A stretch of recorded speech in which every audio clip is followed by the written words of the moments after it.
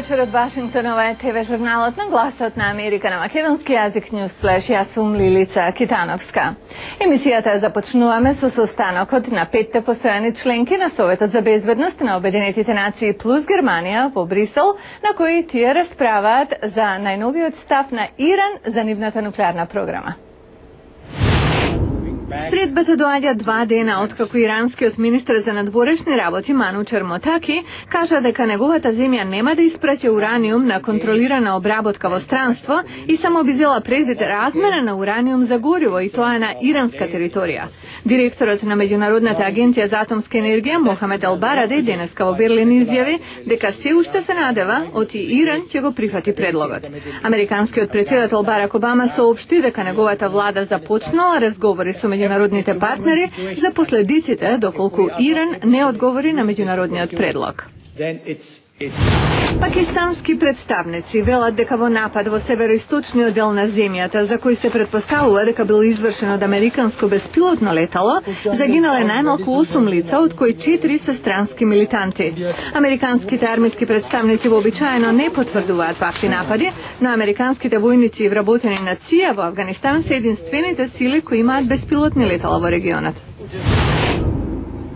Насилство и во Авганистан. Бомбаш самоубиец на моторцикл активирал експлозив во југозападниот дел на Авганистан, убивајќи 16 лица, а има и голем број повредени. Експлозијата се случила во петокот во градот Фара во истоимената покрајна, а во одвоен инцидент во експлозија на патна мина во источната покрајна Кост загинале 3 цивили.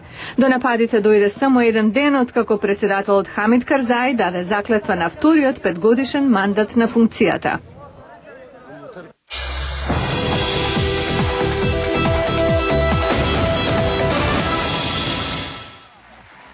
Американската медиумска звезда Опра Винфри по 25 години ќе каже збогум на своето дебатно шоу во 2011 година. Шоуто на Опра Винфри, што се емитува од Чикаго, е едно од најпопуларните дневни дебатни шоуа со околу 7 милиони гледачи дневно. Опра е позната по своите интервјуа со славни личности и промоцијата на незините најомилени продукти и книги. Соединетите американски држави и Кина може да постават цели за намалување на емисијата на штетни гасови. Ова произлезе од средбата на американскиот претседател Барак Обама со кинескиот претседател Ху Џинтао во Пекинг. Деталите во приложение. Соединетите американски држави и Кина се најголемите емитувачи на штетни гасови. Тоа може да создаде многу смог и еколозите велат ја затоплува планетата. Климатските промени беа жешка тема на средбите неделава во Пекинг меѓу Барак Обама и Ху Џинтао. Двете страни постигнаа широк, важен договор. Разговорите беа отворени, конструктивни и плодоносни, рече кинескиот претседател преку преведувач. Аналитичарите сега очекуваат САД да понудат цели за намалено испуштање на гасови на климатскиот самит следниот месец во Копенхаген, доколку Кина го стори истото. Нашата цел овде е во контекст на тоа што премиерот на Данска Расмусен се обидува да го постигне, не да постигнеме делумен договор или политичка декларација, туку договор што ќе ги покрие сите прашања во преговорите, рече Обама. Кина и САД потпишаа и договори за обновлива енергија, економично користење на енергијата, почиста употреба на јагленот и промоција на електрични возила.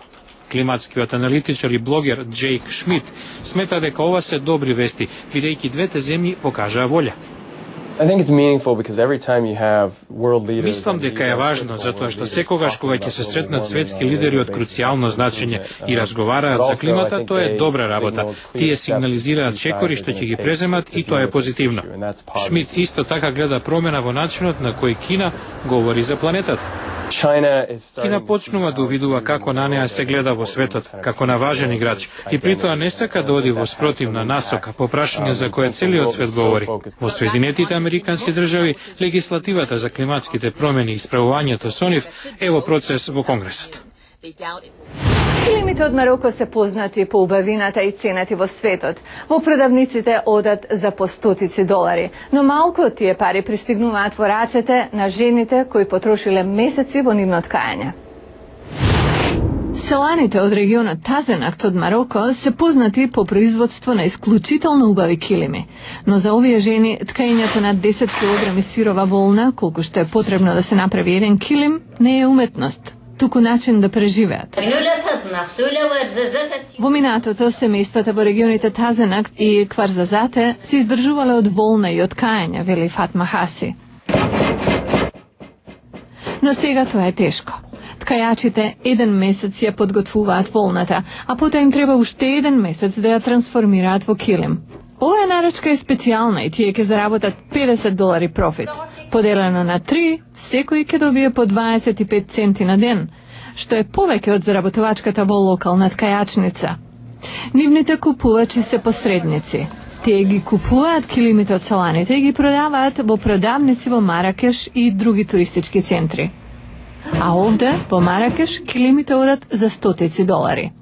За оние што ги направиле во далечните изолирани села, ова се далечни предели, дури и не го зборуваат ни истиот јазик.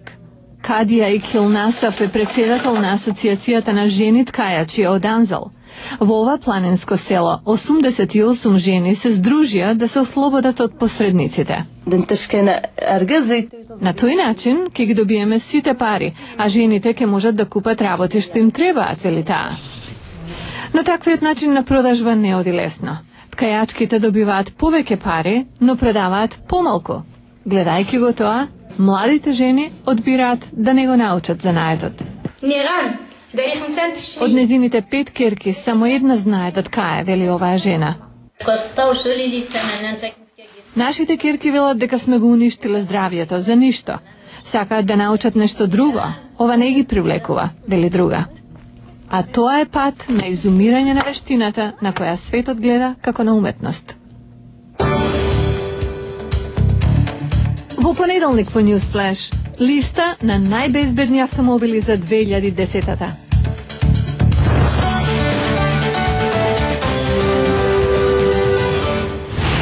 Го гледавте Newsflash на Гласот на Америка на македонски јазик, а јас сум Лилица Китановска од студиото во Вашингтон. Ви посакувам убав викенд и да ја посетите и нашата веб страница glasnaamerika.com. До гледање!